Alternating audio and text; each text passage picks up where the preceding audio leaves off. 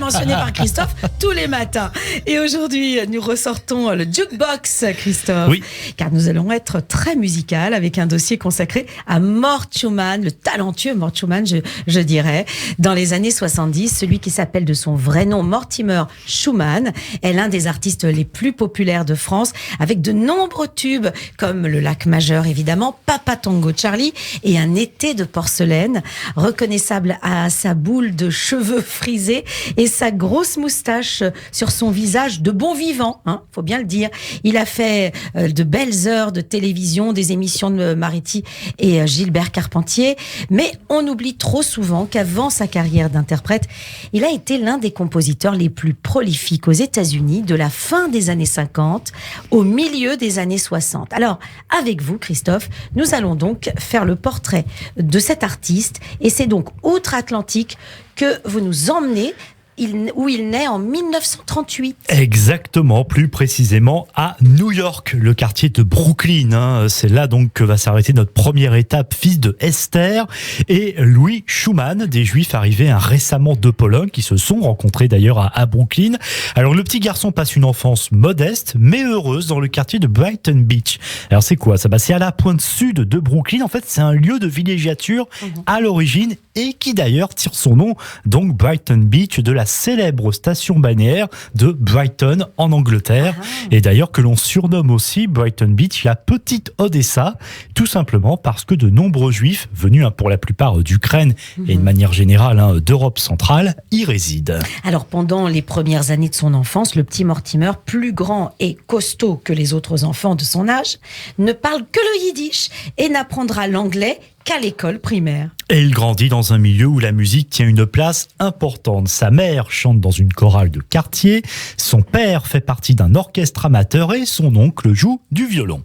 Mortimer Schumann fait des études de piano au Conservatoire de New York et se passionne très tôt pour le rhythm and blues, le jazz et les milieux underground. Le jeune homme s'intéresse aussi à la langue française, que sa mère parle à la maison et qu'il maîtrise, il faut bien dire, parfaitement. La suite nous le démontrera. Mais il n'est pas très doué pour les études. Il décide d'ailleurs de ne plus aller en cours lorsqu'à l'adolescence, il perd son père brutalement. Le jeune homme a alors pour ambition de devenir acteur et plus précisément compositeur de chansons.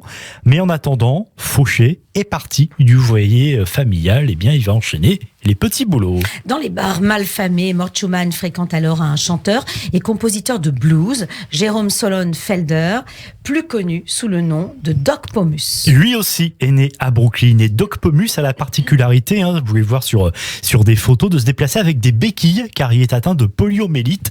Et il faut bien le dire, ça devient le meilleur ami de Mort Schumann et on peut même dire son mentor puisqu'il est un petit peu plus âgé que lui. Ensemble, ils font donc le tour des clubs de Harlem. Doc Pomus, chanteur de blues dans les années 50, décide bientôt d'arrêter sa carrière et de se consacrer exclusivement à l'écriture de chansons. Et avec Mort Schumann, c'est un duo qui se met en place. Doc Pomus écrit les textes, Mort Schumann la musique. Au début, il ne rencontre aucun succès, mais la déferlante rock and roll va leur permettre de rencontrer le succès. Avec plusieurs tubes populaires de la pop américaine de la fin des années 50 et au début des années 60, notamment Save the Dance for Me, interprété pour la première fois en 1960 par un groupe, les Drifters, qui rencontre un grand succès puisque la chanson va atteindre la première place du Billboard pendant 3 semaines. Et puis toujours pour ce groupe des Drifters, le tandem va composer Sweet from My Sweet, qui deviendra en français Biche oh ma biche de Franck Alamo. Voilà. La collaboration la plus fructueuse pour l'association Doc Pomus Mort Schumann, c'est avec Elvis Presley. Pourtant, au début, Mort Schumann n'avait pas du tout envie de travailler avec la plus grande star de la musique à cette époque. Eh oui, effectivement, mais pourtant, vous le savez, Presley, ça ne se refuse pas, évidemment. Une grosse vedette comme lui. Et d'ailleurs, toutefois, Elvis Presley, au début, va mettre à la poubelle beaucoup de mélodies de Mort Schumann. Oui, et quand même que vu son statut, il ne peut pas accepter tout. Et puis finalement, il va quand même en accepter un certain nombre, et pas mal d'ailleurs, notamment Surrender, et puis peut-être la plus connue dans le lot, Viva Las Vegas, du même nom d'ailleurs que le film, sorti en 1964, dans lequel joue Elvis. On va pas se mentir, c'est pas un chef-d'œuvre au cinéma, mais la chanson est chouette. Oh, there's blackjack and poker and the roulette wheel. A fortune won and lost on every deal. All you need is a strong heart and a nerve of steel. Viva Las Vegas! Viva Las Vegas with your neon flashing and your one-armed bandits crashing. Le King of Rock and Roll a enregistré 24 tubes composés par Mort Schumann et pourtant les deux hommes ne se sont jamais rencontrés, ce qui laissera beaucoup d'amertume à Mort Schumann. Ah bah oui, on peut le comprendre, hein. Il a travaillé pour lui et donc ne l'a jamais rencontré. En tout cas, de Dusty Springfield à Ray Charles et Dean Martin, en passant par Paul Anka, les Beach Boys, Benny King, Ike et Tina Turner et Janis Joplin, beaucoup d'artistes américains ont chanté les tubes, les chansons composées par Mort Schumann et donc écrites par Doc Pomus, au moins 500 titres et des millions d'exemplaires vendus. Alors voilà qui permet au jeune Mort Schumann, qui n'a qu'une vingtaine d'années, de bien remplir son compte en banque, même s'il dilapide tout dans l'alcool, les belles voitures et les top modèles. Ouais, la vie de rockstar d'une certaine manière. Toutefois, au milieu des années 60, Mort Schumann se lasse un peu de cette vie effrénée et puis décide aussi de changer d'air car il y a eu un divorce assez douloureux avec une belle femme israélienne qu'il avait rencontrée à New York. Car il quitte la grosse pomme, son New York natal, pour voyager. Il se rend d'abord à Londres, puis en France. Et c'est là donc qu'il arrive, 1966. On est à Paris, on pose donc notre avion à Orly. Il a 28 ans et il fait une rencontre déterminante. C'est celle de Jacques Brel.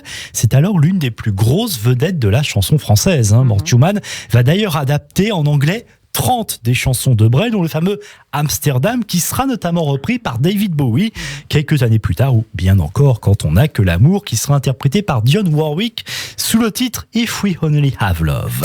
Il monte aussi en 1968 une comédie musicale basée sur la vie de Jacques Brel. Jacques Brel is alive and well and living in Paris. Un spectacle qui va contribuer à la faire connaître et surtout à faire connaître Jacques Brel en Angleterre et en Amérique du Nord. La comédie musicale qui sera 7 années à l'affiche. Canada, États-Unis, Olympia à Paris, avant de devenir aussi d'ailleurs un film. Et puis Mort Schumann en parallèle, qui continue de composer, c'est quand même son métier de base, notamment pour Hugo Frey. Tiens, on l'a écouté il y a quelques minutes. Oui. Et là, on va l'écouter avec la fameuse chanson Céline. Eh oui, la musique est de Mort Schumann. Dis-moi, Céline, toi qui es notre aînée, toi qui fus notre mère, toi qui l'as remplacée. N'as-tu vécu pour nous autrefois que sans jamais penser? Moi, elle me fait pleurer cette chanson, Christophe. Eh oui, Céline d'Hugo Frey en 1966, un titre donc composé par Mort Schumann. Puis il décide à son tour de devenir interprète à un premier album en anglais. Passe inaperçu, mais Mort Schumann persiste et signe à vouloir chanter, mais cette fois en français dans le texte. Il rencontre le parolier Étienne Rodagil, issu d'une famille de combattants républicains qui ont fait la guerre d'Espagne entre 36 et 39 avant de se réfugier en France.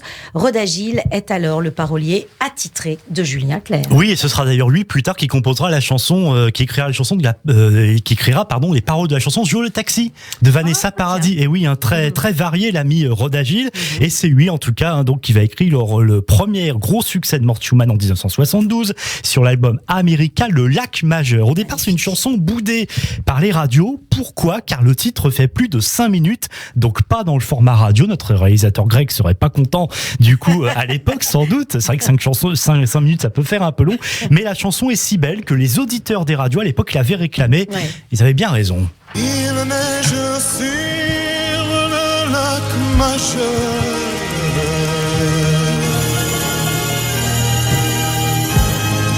Les oiseaux libres. Magnifique chanson, le Lac majeur de Mort Schumann, que l'on aimerait écouter en entier, mais hélas, nous n'en aurons pas le temps. Merci Christophe pour la première partie de ce portrait consacré à Mort Schumann. La suite, ce sera au prochain numéro de l'Histoire des Juifs de France.